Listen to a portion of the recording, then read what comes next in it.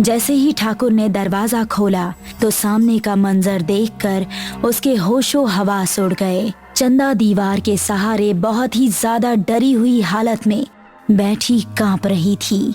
कमरे में चारों तरफ खून ही खून था और मांस के लोथड़े इधर उधर पड़े हुए थे। वैद्य जी का कंकाल वहीं पर पड़ा था और राजेश कहीं नजर नहीं आ रहा था। चंदा, ये सब कैसे हुआ? तुम ठीक तो हो? ठाकुर ने चंदा को सहारा देकर खड़ा किया। वो अभी भी डर से थर थर कांप रही थी। क्या हुआ था यहाँ? और राजेश कहाँ है? वो खिड़की से अंदर आया था। बहुत ही भयानक था वो, ना इंसान ना जानवर। उसने वैद्य जी को मेरे सामने ही चीर फाड़ कर खा लिया और फिर राजेश को अपने मुंह में दबाए खिड़की से बाहर अपने साथ ले गया। वैद्य जी के शिष्य ये देखकर बेहद हैरान थे। उन्होंने आश्रम के पास कभी भी कोई ऐसा जानवर नहीं देखा था जैसा चंदा बता रही थी, लेकिन सामने जो कुछ हुआ था उसको भी वो झुटला नहीं सकते थे, इसलिए वो चुप रहे। तुम्हारे विधवा होने की वजह कहीं ना कहीं हम ही हैं। तुम हमारे साथ चलो, अब से तुम हमेशा हमारी हवेली में रहोगी। ठाकुर उसको अपने साथ ले आए।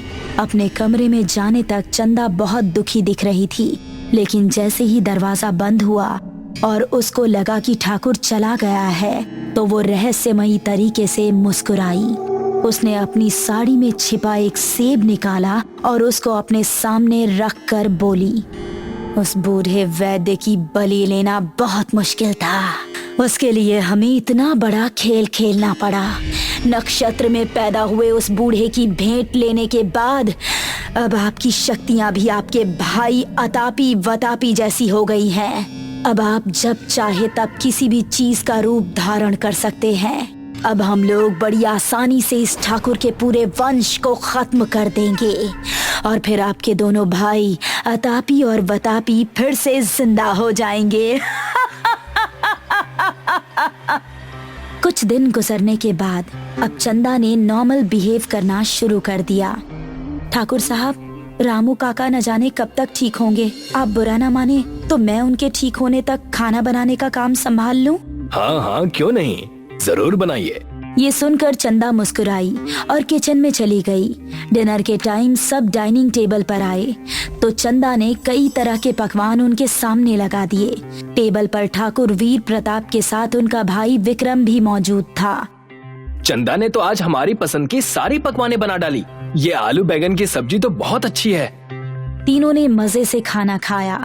उसके बाद चंदा ने फलों की थाली से वही सेब उठाया और विक्रम को देते हुए बोली, खाने के बाद एक सेब खा लेना सेहत के लिए बहुत अच्छा होता है।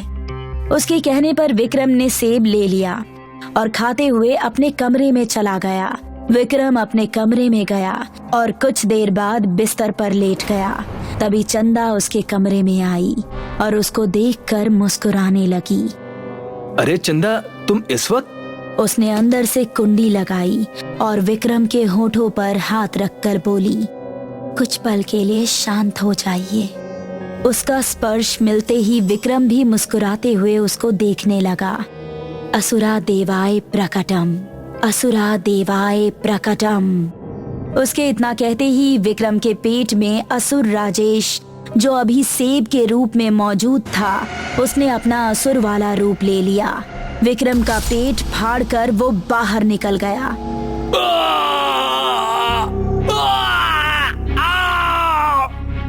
विक्रम की मौत हो गई। अब बस एक बचा है, वीर। सुबह जब सभी लोग ब्रेकफास्ट टेबल पर आए तो विक्रम उनको कहीं नजर नहीं आया। ये विक्रम अभी तक कैसे नहीं उठा? किसी ने उसके कमरे में जाकर देखा? उनको मैंने सुबह सुबह बाहर जाते हुए देखा था। ऐसा पहले तो कभी नहीं हुआ। वो बिना नाश्ता किए कहीं नहीं जाता। अब मैं तो उनको पूछ नहीं सकती थी। वो आ जाएंगे तो आप खुद ही उनसे पूछ लीजिएगा। ठीक है। नाश्ते में ये सेब जरूर खा लीजिएगा। सुबह सुबह एक सेब खाना सेहत के लिए बहुत अच्छा होता है। ये सबको सेब खिलाने पर इतना जोर क्यों देती है? इसके आते ही पहले रामू काका की तबीयत खराब हुई। ये आश्रम में कही तो वैद्य जी खत्म हो गए। कल इसने विक्रम को सेब दिया था तो वो भी सुबह से गायब हो गया। शुक्रिया, लेकिन हमारा फल खाने का जरा भी मन नहीं है। ये कहकर ठाकुर उठ खड़ा हुआ और अपने काम से बाहर चला गया। चंदा अपने दांतों को भींचते हुए बोली, कोई बात नहीं, अभी नहीं तो रात के खाने में जरूर तेरा काम तमाम हो जाएगा। अब चंदा रात होने का बेसब्री से इंतजार कर रही थी। रात को वीर अपने साथ एक तांत्रिक बाबा को लेकर आया। उस टाइम चंदा किचन में खाना बना रही थी। मुझे यहाँ किसी अशुद्ध ऊर्जा का आभास हो रहा है, इसीलिए मैं आपको यहाँ लाया हूँ स्वामी जी। हमारे घर में पिछले कुछ दिनों से बहुत अजीब अजीब घटनाएं हो रही हैं। फिक्र मत करो, हम जल्द ही तुम्हारे घर की समस्या दूर कर देंगे। आइए स्वामी जी, आप पहले हमारे साथ खाना खाइए। दोनों डाइनिंग टेबल पर बैठ गए और चंदा ने खाने के साथ टेबल पर एक फलों की थाली रखी जिसमें वही सेब रखा नजर आ रहा था। अगर ये तांत्रिक नहीं आता तो आज इस वीर को मारना आसान हो जाता, लेकिन कोई बात नहीं, अब इस तांत्रिक और वीर दोनों को ऊपर पहुंचा देंगे। तांत्रिक बाबा बार बार चंदा की तरफ देख रहे थे। वीर भी इस बात को नोट कर रहा था। चंदा ने तांत्रिक को सेब देते हुए कहा, स्वामी जी, इसे भी ग्रहण कीजिए। खाना खाने के बाद एक सेब खाना सेहत के लिए बहुत अच्छा होता है। शुक्रिया। जैसे जैसे बाबा सेब को खाते जा रहे थे, चंदा के चेहरे पर खुशी भी बढ़ती हुई नजर आ रही थी। सेब खत्म होने के बाद तांत्रिक बाबा ने अपने झोले से एक पानी की शीशी निकाली। ये क्या है बाबा? ये गंगा जल है। ऐसा कहकर तांत्रिक ने तेजी से पानी पी लिया।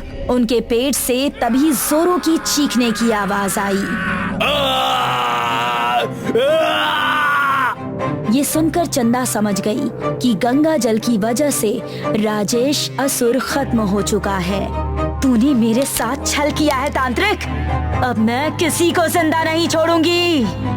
ऐसा कहकर वो अपने असुर वाले रूप में आ गई और उसने तांत्रिक पर हमला बोल दिया।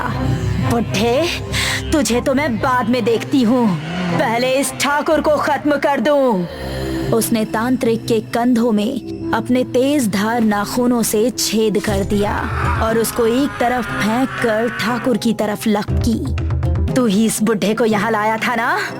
अब देख, तू भी मरेगा और ये भी। ऐसा कहकर वो ठाकुर का गला दबाने लगी। उसके नाखून ठाकुर की गर्दन में गड़ रहे थे और उसकी सांसें घुटने लगी थी।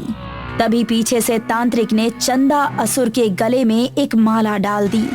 उस माला के गले में डालते ही वो चीखने चिल्लाने लगी। उतारो इसे! तांत्रिक ने अपने झोले से एक मटकी निकाली और उसको जमीन पर रखकर कुछ मंत्र पढ़ने लगा। एक आखिरी तेज चीख के साथ चंदा हवा बनकर उस मटकी के अंदर समा गई। तांत्रिक ने जल्दी से उस पर कपड़ा ढका और उस पर रस्सी बांध दी।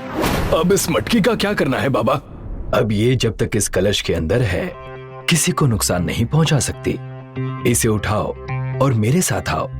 तांत्रिक उसको अपने साथ जंगल में लगे एक पुराने पीपल के पेड़ के पास ले गया और रस्सी के सहारे उस पर उस मटकी को लटका दिया। इसे हर 4-5 दिनों के भीतर आकर देख जाया करना। ये मटकी फूटी तो अनर्थ हो जाएगा। जैसा आप कहें स्वामी जी। उस दिन के बाद ठाकुर हर दूसरे दिन जाकर उस मटकी को देख कर आता था। इस तरह गांव को असुर के प्रकोप से छुटकारा मिल गया। लेकिन अगर वो मटकी गलती से भी फूट गई तो मैं वापस आऊंगी, मैं वापस आऊंगी। जया कई साल बाद ऑफिस की छुट्टियों में अपने नैनीताल आई थी। नानी माँ, आ गई मेरी लाडली। अब तो 10 दिन बस आपके पास ही रहूंगी। बस 10 दिन? क्या करूं नानी माँ, ऑफिस से सिर्फ 10 दिनों की ही छुट्टी मिली है। ठीक है, अब तो पूरा गांव घूमूंगी। जया शाम के समय गांव में घूमने निकली। ये तो वही आम का बगीचा है जहां हम बचपन में खेला करते थे। उसने कई जगह देख ली, और रास्ते में उसे एक अजीब बरगद का पेड़ दिखा। ये पेड़ इतना अलग क्यों है? ऐसा क्यों लग रहा है जैसे ये मुझे अपने पास बुला रहा है? और बस तभी जया, जया, आई नानी। जया, उस ओर मत जाया करो। क्यों नानी? क्योंकि वहां भूतिया बरगद का पेड़ है। भूतिया? हाँ, इसके पीछे एक लंबी कहानी है जिसकी शुरुआत 2 चोरों से हुई थी। रघु और गोटिया दोनों चोर थे। वो लोग इस लाला के गहनों पर नजर रख रहे थे। लाला एक सुनार था। लाला बहुत ही रईस और मालदार था जो हमेशा सोने में लदा रहता था। हाथों में 5 सोने की अंगूठी और गले में सोने की मालाएं। अरे साला, इसको पकड़ के ना इसका सारा सोना भी छीन लिया ना तो अपन दोनों को साल भर कुछ करने की जरूरत नहीं बिड़ू। और नहीं तो क्या, ऊपर से नीचे तक सोने में ही लदा रहता है। आज इसका पीछा करता है, क्या बोलता है? रघु और गोटिया लाला के पीछे पीछे चलने लगे। उन्होंने देखा कि लाला एक सुनसान रास्ते से गुजरता है। ए बिड़ू बिड़ू, यही सही जगह है। हर रात वो दुकान बंद करके इसी रास्ते से घर जाता है ना? तो एक काम करता है, आज अपन लोग ना इस पेड़ पे छुपकर बैठ जाता है और इधर ही लूटेगा उसको। क्या बोलता है भाई? ये बात उस पेड़ ने भी सुन ली। तू आज रात 9 बजे इस पेड़ के पास आ जाना, समझा? ये ले, ये लाला जो है ना, वो 9:30 बजे के करीब यहाँ से गुजरता है। और सुन, चेहरे को छुपा लेना वरना पुलिस पकड़ लेगी। अपन क्या पहली बार चोरी कर रहे ले? हाँ, चल मिलता हूँ 9 बजे। और सुन, तू टाइम पे आने का क्या? रघु वहां से दारू के ठेके पे गया और उसने खूब दारू पी। गोटिया समझदार था। वो प्लान बनाने लगा और करीबन 8 बजे ही वो पेड़ के पास पहुंच गया। लेकिन उसे क्या पता था कि उसके साथ क्या होने वाला है। वो पेड़ पे चढ़ने लगा। अचानक उससे पेड़ की आंखें खुल गईं।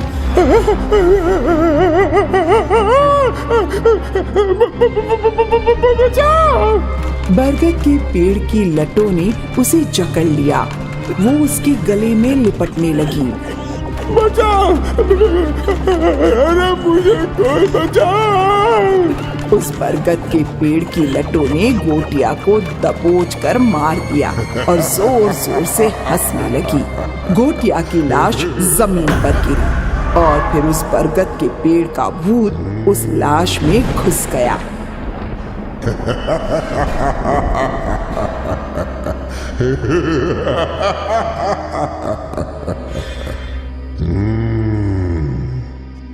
अब भूत रघु और लाला का इंतजार करने लगा। 9 बजे रघु वहां पहुंचा। क्या बात है, तो आज बहुत पहले ही यहाँ पहुंच गया। मैं तो यही रहता हूँ। गोटिया पीछे घूमा। वो देख लाला आ रहा है। अपन ना उस पेड़ के पास छुप जाता है और तू हमला करना, ठीक है? फिर अपन सारा सोना चुरा लेगा। क्या बोलता है? अबे गधे, छुप जा। गोटिया सुन खड़ा था। जैसे ही लाला आगे आया, गोटिया ने उसके कंधे पे हाथ रख दिया। कौन हो भाई? गोटिया ने अपनी आंखें ऊपर की। अरे बचाओ, कोई बचाओ मुझे। जब रघु सोना लूटने जा ही रहा था कि उसने देखा गोटिया ने लाला को जमीन से ऊपर उठा लिया। रघु वहीं रुक गया। बचाओ, अरे कोई मुझे बचाओ। तुझे कौन बचाएगा?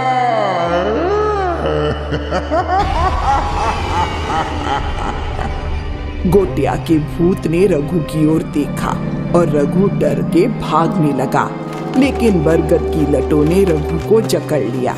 गोटिया ने लाला की मुंडी मरोड़ दी और फिर रघु की ओर बढ़ने लगा। रघु की गर्दन पकड़कर उसे ऊपर उठा लिया। रघु की चीखों के साथ उसकी आंखें भी फटी की फटी रह गई और उसकी आंखों में वो खौफनाक मंजर था, लाल आंखें। नानी, इसके बाद गोटिया का क्या हुआ? उसके साथ अभी और भी बुरा होने का बचा था। मतलब ये कि इसके बाद गोटिया गांव की ओर बढ़ने लगा। रास्ते में उसे जो मिला, गोटिया उसे उठाकर पटकने लगा और जोर जोर से हंसने लगा। ये देखकर गांव वाले भागने लगे। गोटिया चलते चलते एक खंडर पहुंचा। वहां उसका सामना एक बहुत ही शक्तिशाली अघोरी साधु से हुआ। उस अघोरी साधु ने अपने मंत्रों की शक्ति से गोटिया के अंदर के भूत को वश में कर लिया। अब गोटिया उस अघोरी के हाथ की कठपुतली बन चुका था। वो जो चाहता गोटिया से करवाता था। गोटिया उस अघोरी की तपस्या के लिए सामान जमा करता था। अघोरी खुश था क्योंकि गोटिया के अंदर का भूत उसकी हर बात मानता था। लेकिन अघोरी को कहाँ पता था कि वो भूत राह तक रहा था। जैसे ही गोटिया के भूत को मौका मिला, उसने अघोरी की ही बलि चढ़ा दी। फिर क्या हुआ? एक बार फिर गांव वालों पे संकट आया और हमेशा की तरह हम गुरुजी के पास पहुँचे। हमें बचा लीजिए गुरुजी, अब आप ही हमें बचा सकते हैं। गुरुजी ने अपनी दूरदृष्टि से सब कुछ जान लिया। अब एक ही उपाय है। और वो क्या? उस बरगद के पेड़ के भूत से तभी छुटकारा मिलेगा जब गोयता मर जाएगा। गांव वाले सोचने लगे। आखिरकार उन्होंने फैसला लिया कि अगर गोटिया के मरने से गांव वालों की जान बच जाती है तो वैसा ही सही। गुरुजी ने गांव वालों के हाथों में एक सुरक्षा ताबीज बांध दिया। कोई भी ताबीज नहीं निकालेगा जब तक वो गोयता मर नहीं जाता। गांव वालों ने गुरुजी की बात मान ली और गोटिया को मारने के लिए जाल बिछाया गया। कुछ गांव वाले गोटिया के सामने भागने लगे। इस जगह पर गुरुजी साधना कर रहे थे। गोटिया के आते ही उन्होंने गोटिया पर कुछ भस्म फेंकी। गोटिया के अंदर का भूत गुरुजी के वश में आ गया। फिर गुरुजी ने गोटिया के सामने एक तलवार फेंकी। गोटिया ने वो तलवार उठाई और अपने गले पे घुमा दी। सारे गांव वाले सहम गए। कुछ देर में तड़प तड़प कर गोटिया मर गया। फिर गुरुजी ने मंत्रों का जाप किया, एक सुरक्षा कवच बनाया। उसे उस बरगद के पेड़ के नीचे गाड़ दिया गया। तब से गांव वाले सुरक्षित हैं। लेकिन नानी, क्या गोटिया को मारना जरूरी था? वो तो पता नहीं, लेकिन अगर एक के मरने से कईयों की जान बचाई जा सकती है तो इसमें बुरा क्या है? लेकिन नानी माँ, जब मैं उस पेड़ के पास से गुजर रही थी तो मुझे लगा जैसे कोई मुझे पुकार रहा है। अक्सर लोगों को ऐसा लगता है, इसीलिए कह रही हूँ वहां मत जा। थैंक यू नानी माँ।